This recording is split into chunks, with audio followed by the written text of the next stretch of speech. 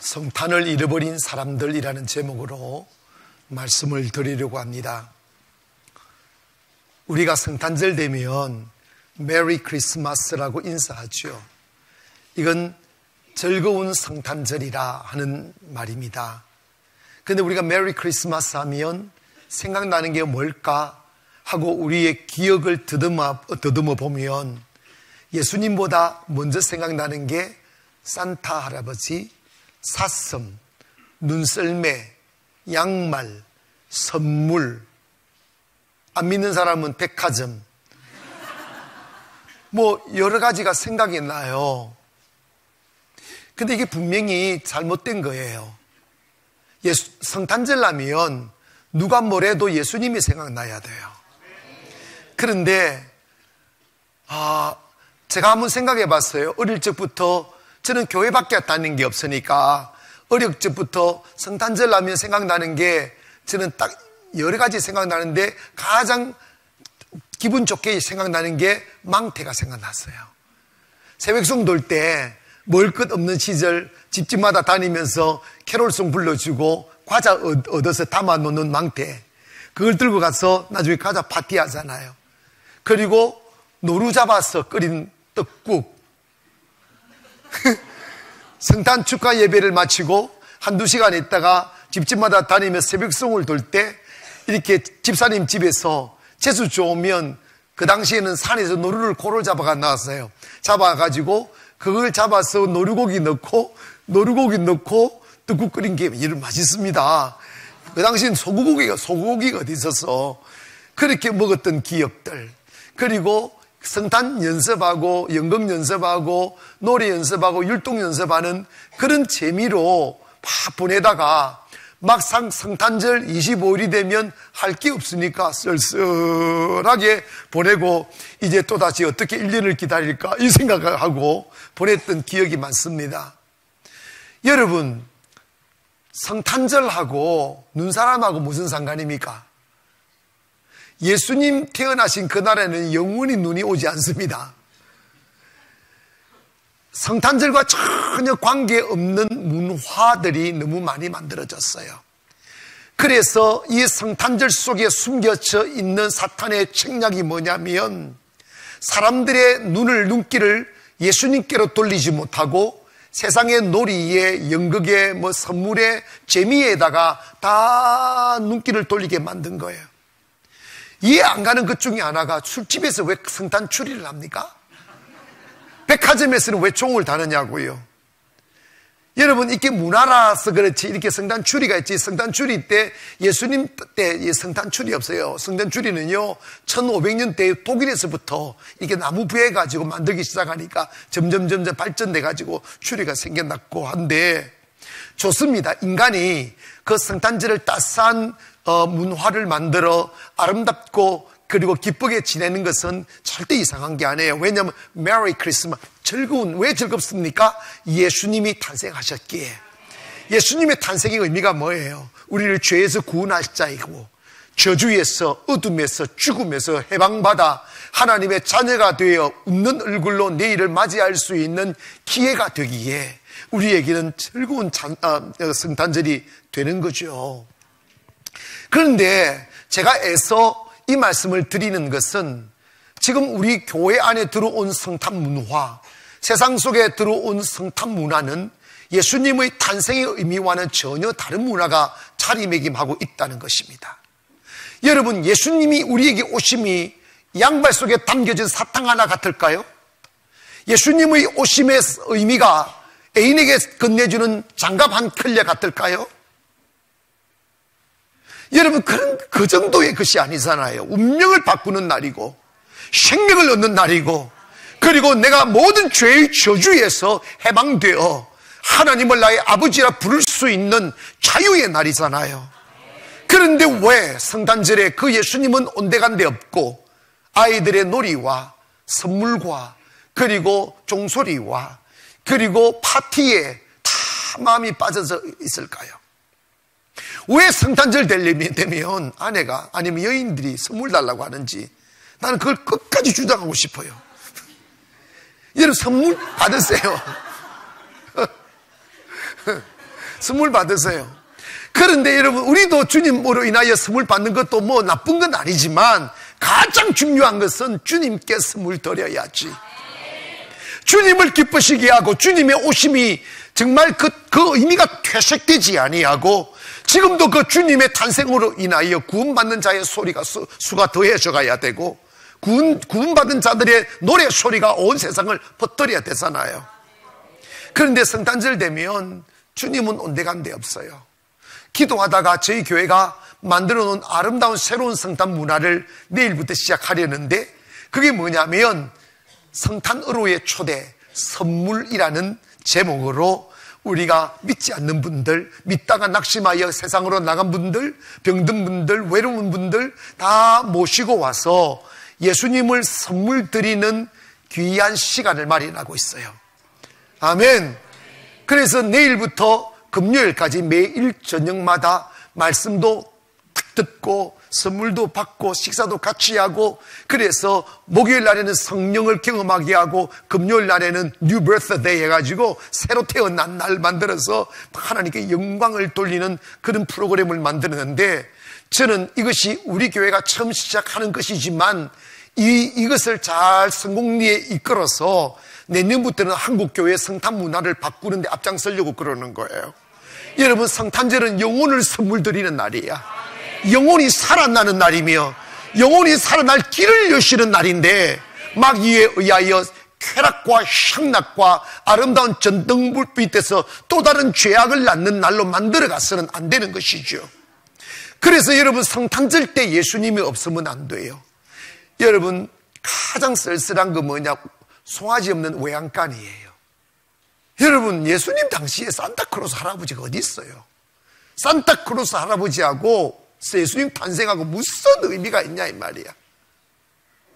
선물은 선물인데 냄새나는 양발 속에 사탕 하나 집어넣는 선물이 아니라 예수님은요 우리의 구원의 선물이라 이 말입니다.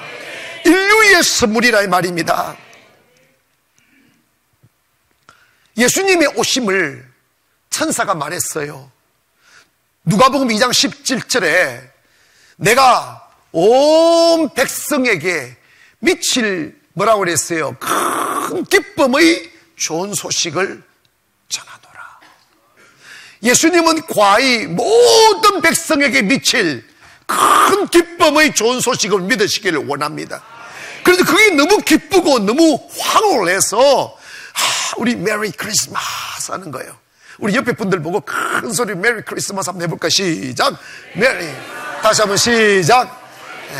손도 한번 잡아드리면서 한번 해보고 시작. 메리 크리스마스. 아멘. 정말 행복한 성탄절 되기를 원합니다. 근데 제가 오늘 성탄을 잃어버린 사람들이라는 제목을 단 이유가 뭐냐면 성경에 보면 예수님께서 가장 가까이에 계셨지만 그들의 사악한 욕심 때문에 예수님을 애써 외면하여 예수님을 맞이하지 못했던 불행한 사람들을 소개해드리므로 오늘 저희들도 그러한 눈을 범하지 않고 다가오시는 주님을 가슴으로 맞이하여 여러분의 가정의 어둠이 사라지고 죄악과 절망과 무너짐이 사라지고 세우짐과 행복과 찬양이 퍼져나오는 역사가 있기를 주님의 이름으로 축원합니다. 첫 번째로 생각해야 될 분류의 사람은 여관집 주인입니다. 로마 시절 당시 유대인은 로마의 식민지로 있었습니다. 황제 아구스트가 명령을 내렸어요. 로마를 비롯하여 로마의 통치 아래에 있는 나라들은 14년에 한 번씩 호적을 하도록 명령했습니다. 그때에 마리아는 만삭이 되어 있었을 쯤 모든 사람들이 호적하러 고향을 가야만 했었습니다. 마리아와 요셉도 자신의 고향인 베들레헴을 찾아 길을 떠나서 베들레헴에 다다랐었을 적에 이미 해산할 때가 되어 그 예감집을 두드렸을 때 그 예관이 많은 사람들이 이동기가 되다 보니까 성수기를 맞은 거예요.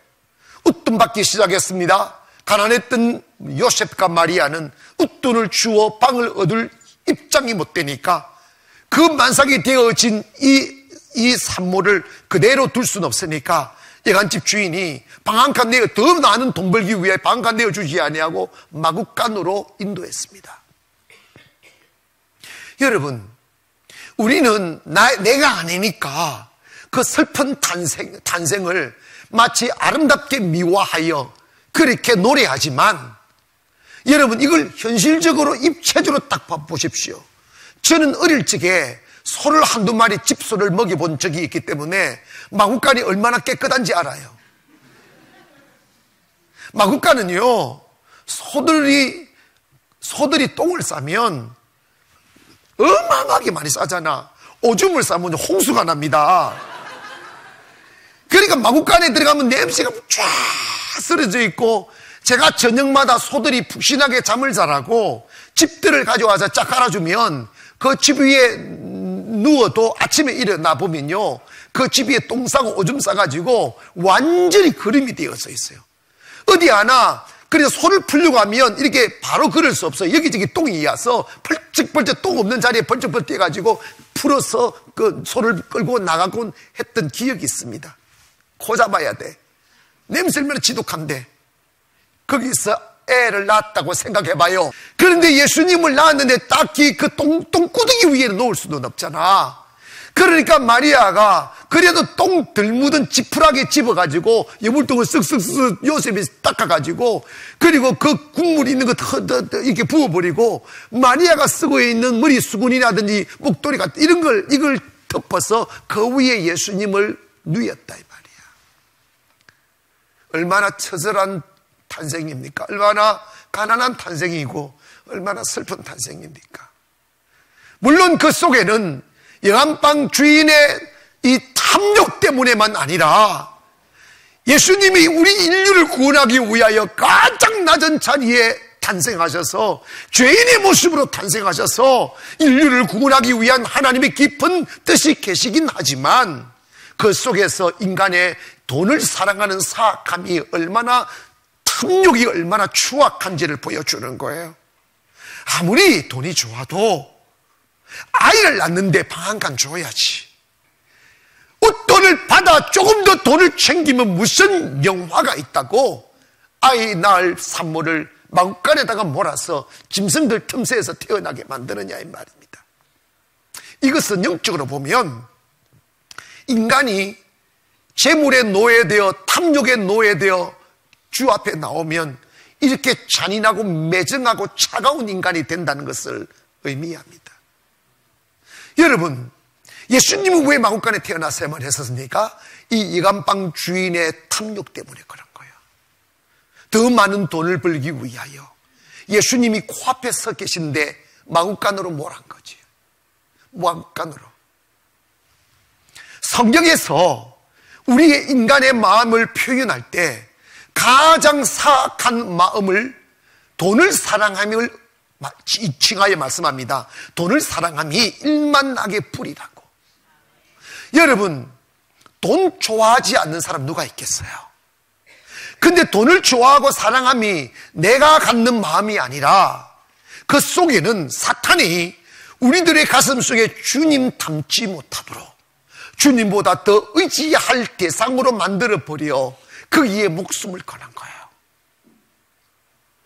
내가 딱히 돈을 사랑하려 하지 않아도, 돈을 의지하려 하지 않아도 그 마음이 들 때 우리는 여러분 성경 말씀 이름처럼 재물이 더함으로 거기에 마음을 두지 말라고 하셨으니 돈을 의지하는 마음이 들고 돈이 너무 좋아 형제도 몰라보고 주님도 몰라보고 신앙도 몰라보는 그 상황에 이르게 되면 아, 이게 마귀로구나, 나를 저주 아래로 끌고 가려는 마귀의 전략이구나 하며 정신을 차리고 깨어나서 돈 사랑하는 마음을 버려야 될 텐데 그 마음에 내 영혼을 맡기잖아.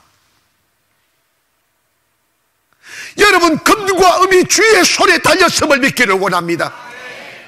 제가 단호하게 말씀하기는 여러분이 돈을 사랑하게 될 때 가난하게 되고 돈을 의지하게 될 때 바람처럼 사라지게 되며 돈에 노예되어 수만분 제대로 쉬지 못하고 돈 한 번 제대로 쓰지 못하고 처참한 인생을 살게 된다는 것이 이 역사의 교훈인 것을 기억하기를 원합니다. 예수님을 잘 믿으면, 예수님을 나의 구주로 영접하면 하나님 물질을 은혜로 주시는 거예요. 넘치는 축복 속에 사는 겁니다. 두 번째로 우리가 생각해야 될 사람이 누구냐? 헤롯 왕이에요. 여러분, 헤롯 왕은 순수 유대 혈통이 아니고 이 사람이 에돔 혈통을 이어받은 사람이에요. 그런데 그가 열심을 내어서 유대교 입교하고 그리고 유대인의 행세를 함으로 유대의 분봉왕이 된 거예요. 로마가 유대를 통치하는 시절에 로마로부터 왕권을 이어받아 이렇게 파송받을 수 있으려면 로마의 충성을 다해야 되는 거예요. 그러다 보니까 유대민족으로 봤을 때는 매국노 같은 사람이지, 유대인들을 괴롭혀서 돈을 착취해가지고 로마에 바쳐야 되니까, 그리고 로마의 모든 것을 보고하고 그 결과 자기 왕위를 계승하고 있는 이 사람이 헤롯 왕입니다. 때문에 헤롯 왕가의 그 행적을 보면 자신들의 권력에 해가 되는 사람이 있으면 무차별 죽여버리고 잔혹하게 백성들을 다스려서 자신의 그 두려움과 공포로서 자기의 왕위를 이어가는 악독한 왕이었어요. 그러는 왕에게 비보가 들려왔어요. 동방에서부터 한 박사들이 와서 하는 이야기가 유대인의 왕으로 나신 이가 어디 있습니까? 라고 묻는 거예요. 자기가 유대인의 왕인데 누가 또 다른 왕이 생기느냐? 막 혈압이, 피가 거꾸로 솟구치기 시작하는데 혈압이 160으로 올라가는 거예요. 팍 치는 거예요. 그런데 이 사람이 얼마나 강교한 사람이냐면 박사들한테 이렇게 유도합니다. 그 사람이 태어나면 나에게도 알려주세요. 나도 가서 경배할 수 있게 해달라고. 쏘고는 죽일 거야 하면서 말입니다. 그런데 박사들이 베들레헴 마구가에 가서 예수님께 경배를 하고 헤롯 왕국으로 가리할 때 천사들이 나타나 헤롯 왕국으로 가지 말라고 말하며 다른 길로 고향으로 돌아가려 하니까 그들이 다른 길로 고향에 돌아가 버린 뒤에 시간이 지나도 나타나지 않는 것을 보고 쏘군 줄 알고 이 헤롯이 이 유대인의 지도자들, 제사장들과 서기관들을 불렀습니다. 유대인의 왕으로 태어나실 리가 누구냐고 했더니 이 사람들이 말도 안 되게 그 자리를 알고 있어서 유대 땅 베들레헴입니다 이런 거야. 그러니까 이 헤롯 왕이 군사를 풀어 그 시간 이전 2살 이하의 어린 아이들을 다 죽이게 만들었습니다. 그 라마의 슬픔이 온 세상을 뒤덮고 어린 아이들을 잃어버린 어머님의 슬픔을 위로할 수 없어 위로받기를 거절하는 어머니들의 슬픔이 하늘을 찔렀다 이 말입니다. 왜 헤롯은 구세주로 태어나신 예수님을 칼로서 맞이했습니까? 그 이유가 뭔지 아십니까? 자기의 왕권을 유지시키기 위하여, 자신의 이 권력의 야욕을 채우기 위하여 예수님을 칼로서 맞이한 거야. 여러분, 제가 목회하면서 가장 애를 쓰는 부분 하나가 있어요. 그게 뭐냐면 여러분으로 하여금 예수님이 왕이 되게 하는 거예요. 우리 크게 아멘 한번 하실까요? 여러분이 예수님을 나의 왕으로 모시게 하는 거다 이 말입니다. 이 말을 좀 더 현실적으로 표현하면 주권 이양을 시키는 거라 이 말입니다. 우리가 교회에 나왔어도 다 선을 끊어놓고 이 정도까지만 하며 더 이상은 양보하지 않는다 말라며 교회를 형식적으로 왔다 갔다 하는 분들이 처음에는 다 모두가 그랬잖아요. 그런데 여러분, 주님이 구주가 되려면, 주님이 여러분이 구세주가 되시려면 여러분 필연적으로 우선 해야 될 일이 뭐냐면 You are my king. 당신은 나의 왕입니다. 아멘. 그래서 주권 이양을 해야 됩니다. 그분의 명령에 순종하며 그분의 말씀에 순종하며 그분에게 굴복하는 것이죠. 근데 교회에 오셔서 끝으로 돌고 은혜의 깊음 속에 스며들지 못하고 성령이 주시는 은혜와 자유 속에서 찬송하지 못하는 것은 우리가 주님께 당신은 나의 왕입니다. 따라합시다. 주여, 당신은 나의 왕입니다. 이걸 고백해야 은혜가 되는 거예요. 우리는 주님 내게 더 가까이 오지 말라는 거야. 목사님 그만, 더 이상 오지 마시오, 나 도망간다, 이러는 거지. 여러분, 진정한 자유는 사랑과 사랑이 마음속에서 만나질 때가인 거죠. 예수님이 내 가슴 속에 들어오실 때, 예수님이 내 마음의 중심에 왕자에 앉으실 때, 그래서 그분의 성령의 감독에 순종해 주실 때 완전한 자유와 기쁨이 오는 거죠. 여러분, 주님께 왕권을 드리기를 원합니다. 나의 왕이시여, 나의 메시아시여, 나의 구제주시여, 저를 드리옵니다. 제 마음을 드립니다. 내 모든 몸과 내 모든 것을 주님께 드리오니 받아주시다고 여러분 고백하는 저와 여러분 되기를 원하고, 마지막으로 대제사장과 서기관들입니다. 정말 이 사람들 꼴사나운 사람들이에요. 왜냐하면 대제사장과 서기관들은 누구냐면 유대는 종교사회이지 않습니까? 그들은 종교 지도자들입니다. 제사를 집전하고 성경을 연구하며 성경을 가르치고 그것으로 내 권력을 얻고, 여러분 사내들이 공의를 장악했고, 이건 뭐냐면 형사법, 명사법의 권세를 다 가지고, 그 다음에 종교적인 존경 다 받고, 종교적으로 인하여 종교적인 모든 헌금과 이걸 자기들이 다 누리는 사람들이야. 이 말은 뭐냐면 예수 팔아 세상 모든 영광을 다 누리는 사람들이야. 근데 그들이 헤로드에게 예수님이 태어나실 장소를 가르쳐주는 사람이에요. 근데 그들은 그곳에 가지 않았어요. 그들은 그곳에 가지 않았어요. 의식에 빠져 있은 거죠. 그분이 하나님의 아들이 되어 구세주의 이름으로 이 땅에 오셨는데, 저 1500km 떨어진 메소포타미아에 있는 동방의 박사들은 2달, 석 달을 걸어서 주님 계신 곳으로 찾아왔건만 8km, 이틀도 안 걸리는, 아니야 2시간도 안 걸리는 그 시간에 있는 그 자리에도 가지 않았다는 거지. 사랑하는 성도 여러분, 이런 우리도 범할 수 있어요. 교회에 오셔서 예배하고 놀이하고 봉사하고 행사하고 하는 데는 하는데 예수님 계신 곳으로는 가지 않아. 여러분이 교회를 위하여 무엇을 하기 이전에 주님에게 우리 마음을 드려야 됩니다. 예배자가 되어야 됩니다. 아멘. 내가 성가를 하고 내가 봉사를 하고 교사를 하고 뭘 하기 이전에 내가 먼저 주님을 영접하기를 원하고 나의 왕, 나의 구주로 섬기기를 주님의 이름으로 축원합니다. 교회에 오셔서 예수님의 이름을 불러 세상을 얻으려는 그러한 슬픈 신앙이들 되지 마시고 교회에 오셔서 내가 원하는 것은 예수님을 얻는 것입니다.